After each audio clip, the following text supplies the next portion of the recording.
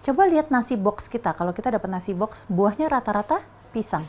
Ya, jadi ada nasi, karbohidrat, ada sayur, karbohidrat juga, ada pisang, karbohidrat juga. Itu udah 3 komponen karbohidrat.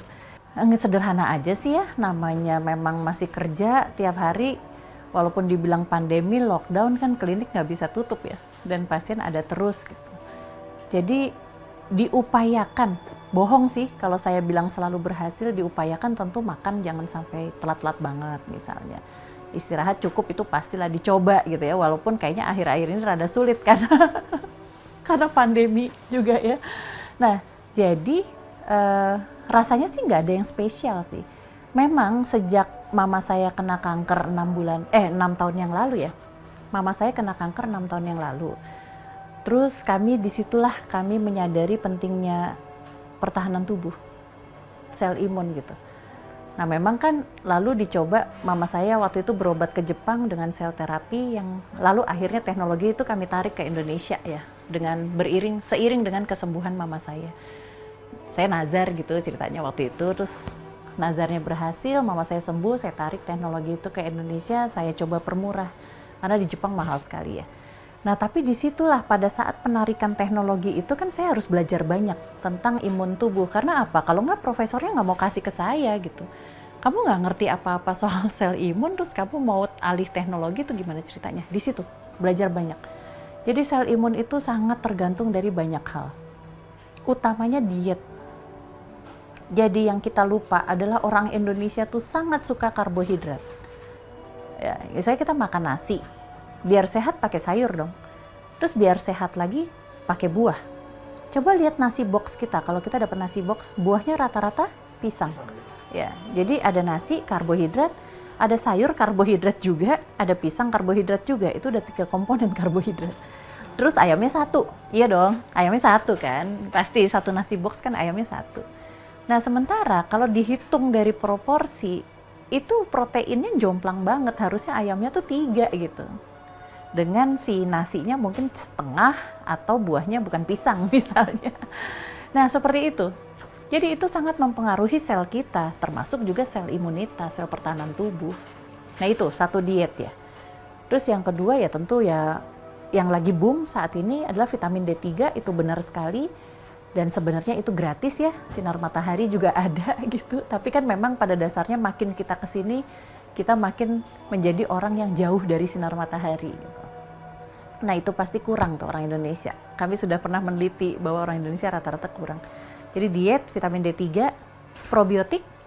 Salah satu konsep imun yang sangat penting adalah perlunya probiotik alias bakteri baik di tubuh kita, terutama di usus. Dan itu harus dijaga ternyata. Tuh. Jadi salah satunya dari makan tahu tempe, makanan yang berfermentasi gitu ya. Terus orang-orang suka kan kayak makan yogurt biar dapat probiotik misalnya gitu. Nah ada juga sekarang yang lagi boom misalnya minum kefir atau kombucha. Nah itu kan probiotik dan ada pil-pilnya. Gitu. Jadi itu sebagian dari apa yang akhirnya lalu kami terapkan di rumah. Dan itu terbawa ke tim kami di klinik juga sih. Saya suka njagain makan mereka, yaitu balik lagi orang Indonesia sangat suka karbohidrat dan sangat suka goreng. Di mana goreng itu akhirnya menghasilkan radikal bebas untuk tubuh kita yang membuat sel-sel kita kolaps gitu kerjanya. Radikal bebas tuh kayak polusi gitu loh di badan kita. Dan goreng itu menyuplai radikal bebas. Jadi udah banyak salah kaprah kan. Jadi kalau dibilang jaga sel imun ya sebenarnya jaga pertahanan tubuh ya gitu aja sih. Kita pikir kita supaya sehat ya jelas dong makan sayur yang banyak menemani nasi dan makan buah gitu kan. Ya tanpa menyadari bahwa ketiga-tiganya itu adalah karbohidrat. Walaupun tentu ada karbohidrat kompleks, ada karbohidrat simpleks gitu ya. Makan nasi ditambah mie instan supaya ada lauknya, supaya ada rasanya. Terus udah gitu ditambah balado kentang. Bahaya banget deh. Kalau olahraga sih saya pribadi, saya bukan orang yang hobi olahraga. Tapi karena menyadari usia sudah menjelang 50, jadi kayaknya mulai mencoba sih untuk olahraga. Saya suka sepeda sebenarnya, bukan sepeda yang kayak orang-orang off-road itu ya, yang keren-keren sepeda yang mahal-mahal. Enggak, saya pakai sepeda mini keliling-keliling deket rumah. Cuman masalahnya tiba-tiba lockdown yang berkepanjangan. Alhamdulillah, Saya tuh tertolong juga sih sedikit dengan diliput, karena sedikit banyak saya mengedukasi masyarakat, juga termasuk kaum-kaum muda, untuk menyadari bahwa di sesuatu profesi itu ada riset gitu ya. Dan riset itu nggak ada matinya. Dan ternyata juga ada uangnya. Kalau misalnya mau dinilai dari sisi situ, kan bisa ada uangnya. Misal contoh, seperti kami pernah mengeluarkan paten untuk stem cell yang tidak dibiak. Paten itu ditaksir sama luar negeri. Ini terus sibuk gitu terima tawaran bahwa paten itu mau dibeli, walaupun kami belum lepas ya kemana-mana karena sayang gitu kan. Paten ini buatan Indonesia gitu, terus kalau dipakai luar negeri, diambil luar negeri, nanti dikembalikan ke Indonesia harganya berkali lipat, kan sayang gitu. Nah tapi itu kan sebenarnya chance untuk menjadi nafkah hidup. Walaupun kami tidak mengambil ke sana ya. Nah, riset itu sangat menarik karena apa? Dia tidak terbatas. Dan dia berkembang terus gitu. Dan masih banyak sekali diperlukan. Ya, sebenarnya ini riset COVID kami ini tuh agak sedikit membelokkan kami lagi menjalani project tissue engineering. Ya, kami ingin bikin tulang rawan sebenarnya untuk bantu anak-anak yang lahir tanpa kuping, tanpa telinga. Ya, tapi kayak terbelokkan gitu jadinya, ya udah ke COVID dulu. Tapi betapa luasnya, masih banyak sekali baik di medis maupun non medis yang bisa diteliti dan bisa jadi baik, bisa jadi kemaslahatan masyarakat gitu. Dan lucunya sejak saya ngomong gini ya, banyak murid-murid saya, kebetulan saya ngajar juga, banyak murid saya yang kayak, seru juga ya bidang biomedik. Oh, saya bilang seru banget. Jangan pernah berpikir jadi dokter terus jadi dokter spesialis itu adalah harga mati, harga mutlak. Zaman dulu, zaman saya iya. Ya, jadi dokter spesialis itu mutlak. Cuman bisa hidup kalau begitu gitu. Tapi enggak. Sekarang saya bukakan mata mereka. Ada biomedik loh. Ya alhamdulillahnya anak-anak saya tertarik. Karena mungkin terpapar dengan cerita gitu ya bahwa menemukan ini, menemukan itu gitu. Riset gagal itu juga lucu buat mereka.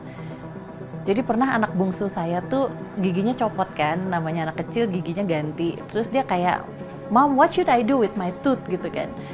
Mama kayaknya bisa biak stem cell deh dari situ gitu. Karena di gigi ada stem cell, saya baca-baca aja. Terus dia dengan senang gitu dia kasih ke saya. Dia minta report tiap hari. Jadi apa giginya dia? Dan ternyata saya nggak berhasil ngebiakin stem cell dari giginya dia karena saya nggak ngerti cara sterilisasinya. Jadi akhirnya stem cell yang saya coba ambil dari giginya dia terkontaminasi, jadi sarang bakteri dan terpaksa saya buang. Tapi itu sangat interesting gitu buat dia, bahwa ternyata giginya dia terus terkontaminasi, terus jadi ada bakteri dan saya menumbuhkan bakteri. Buat dia it's very fun story gitu. Ya rupanya udah bergeser ya. Mindset itu udah bergeser, riset itu mulai diminati, bidang bioteknologi, bidang biomedik itu sekarang sudah banyak disambut orang gitu. Pendidikannya makin banyak tempat universitas yang buka pendidikannya. Saya selalu bilang sih, it's not the future, it's now. Iya, jadi bioteknologi, biomedik, it's not the future, it's now. Ya, dan bayangkan ya pada saat nanti, di saat nanti gitu, bayangkan betapa besarnya gitu biomedik dan bioteknologi ini. Karena itu berguna untuk setiap sisi kehidupan seorang manusia.